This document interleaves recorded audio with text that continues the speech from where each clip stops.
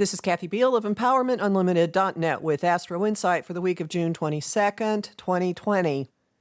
The word of the week is adjust. The word of the season is adjust. The word of the rest of the year is adjust.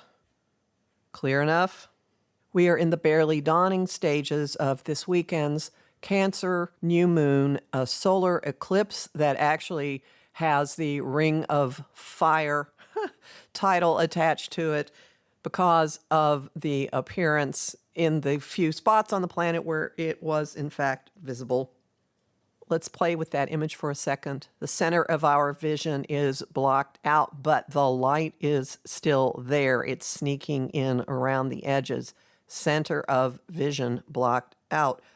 We can't see where we're heading. We can't see the reality, whatever that is, of what is going on. And our drivers are intensely emotional. Mercury, the planet of communication, is now retrograde in Cancer, the most sensitive, sentimental, personalizing expression of it. We're picking up information. We don't know if what we're getting is right. Is it stuff we're making up? I would imagine that comfort food has been increasingly coming to the fore for people. Also, a longing for the way things used to be. Don't everybody get the old Robert Redford and Barbara Streisand movie out, The Way We Were, all at once? The upside of this is an awareness of things that have fed us, things in our lives that have been warm and nurturing and satisfying, and coming to grips with how much we have to, oh, what was that word at the beginning? Adjust. The sun and the solar eclipse this past weekend, both in an adjustment aspect to Saturn, the guy with the rules, the planet of adulting, who has retrograded back to the very first degree of Aquarius, futuristic, community-oriented Aquarius. The new moon and now the sun in hyper emotional home tending mode.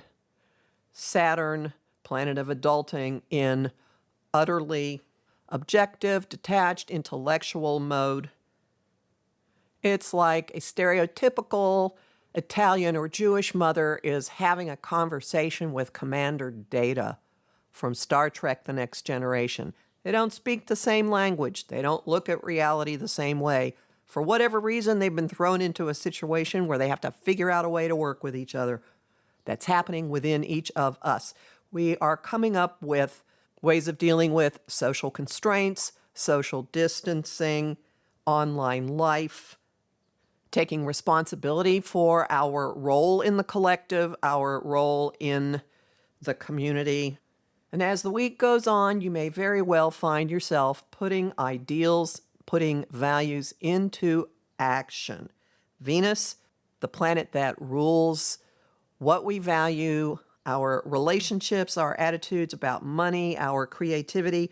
Venus is stationing direct on the 25th, right as Neptune is stationing retrograde. So we're having a handing off of the retrogrades. We'll still have a majority of planets retrograde. There is still an atmosphere of going within, of the sense that the really important stuff is happening deep within us and behind the scenes.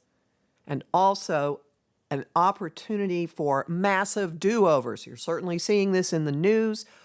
I assure you it is happening in your private life, your personal life as well. You must simply look around for its evidence.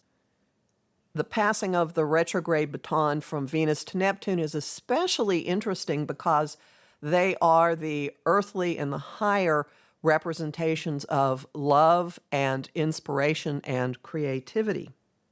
What has the Venus retrograde in Gemini brought to your attention? What have you revisited? What types of relationships, what times in your life have you returned to? What parts of yourself, what parts of your story have you revisited? Perhaps reclaimed, perhaps rewritten.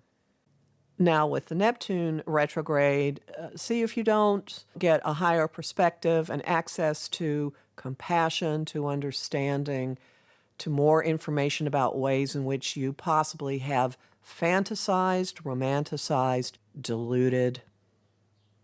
So there's a part of you, a part of your existence, part of our existence that's up in the clouds, but a lot of activity down here on Earth because finally, after months of feeling confined, months of actually physically being confined, months of standstill and living like the hanged man in the tarot and feeling very much at the mercy of outer conditions. Right as Venus goes direct, her masculine counterpart, Mars, enters his home sign of Aries on the 27th, and he will be there for the entire rest of the year, which is uncommon. Generally, he's in a sign about 6 weeks. He will be in his home sign 6 months plus. He's not moving out until after New Year's.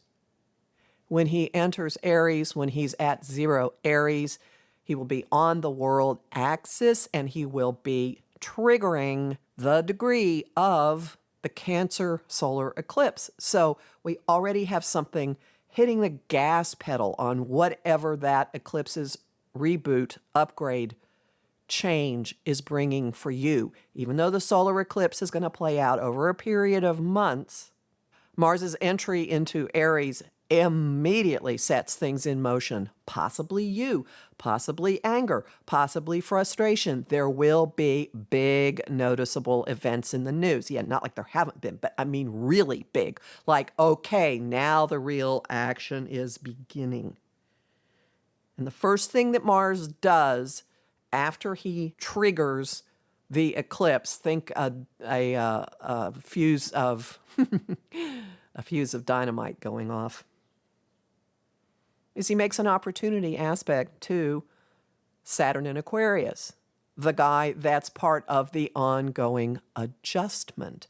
We have the possibility here to do something that is being an adult, that is acting responsibly toward our community, acting in a way that is setting the stage for what our next couple of years are going to be like. Keep in mind, the fog is very strong. Still, you may think you know where you're going. Do not fool yourself. Logic is not steering anything. This is not a time where project management is going to work, although you may find it useful to kind of keep a running track of the things that you are endeavoring to get done. Life is really pretty much energetically driven, intuitively driven. I'm calling it nudge-based existence right now. Aries is very intuitive, impulsive, just acting on the energy.